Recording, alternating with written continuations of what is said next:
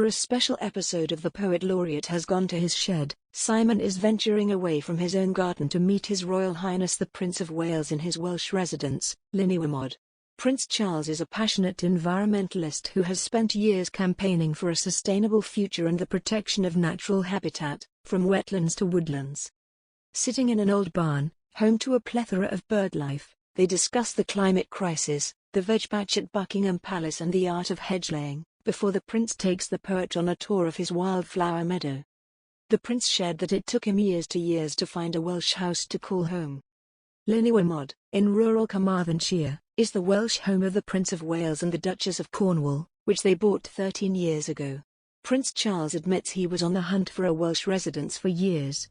It wasn't through want of trying, but it was difficult to find the right place, he says. Finally we found this, which has been a godsend really. Bringing it back to life, planting new trees and encouraging wildflowers and birdlife, has been a little labor of love. The prince visits his base in Wales whenever he can. It is wonderful coming down here, and I love coming in the winter, when I can at a weekend, he says.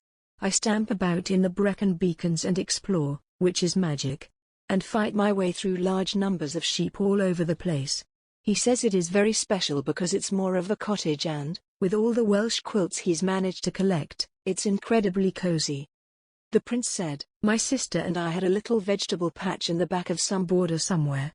We had great fun trying to grow tomatoes rather unsuccessfully, and things like that." He went on to tell Radio 4's The Poet Laureate Has Gone to His Shed, there was a wonderful head gardener at Buckingham Palace, he was called Mr. Nutbeam, rather splendidly. He was splendid, and helped us a bit, my sister and I, with the little garden we had. He added, "There's nothing to beat, is there, I think, eating what you have grown? This is another reason why I always feel it is so important to find ways of encouraging children to grow vegetables and things at school." Later, discussing younger generations' attitudes to the environment, Charles said, "I don't want to be confronted by my grandchildren and other people's grandchildren saying why didn't you do something when you could?" The prince also told how the late poet Ted Hughes, who he so admired and got to know a little bit, had given him advice on how to remember the names of plants. He told Mr. Armitage, "I remember I said to him once I cannot remember all the names of these plants, it drives me mad." He said, "What you need to do is typical, wonderful poet, only a poet could think like this I think you have to see what the name conjures up, what image does it give you in your mind. And then he said what you'll find, if you practice, and this is my problem, is practicing it, then you have the word association with the image that you created and that will bring it back to your memory far better than a word will."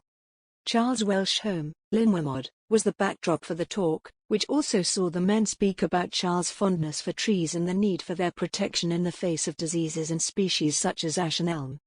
They also spoke about mankind's relationship with the planet, with Charles saying, "I think we are at a point of rediscovering now, rather late in the day, the importance of reconnection and of understanding that we are a part of nature, not apart from it."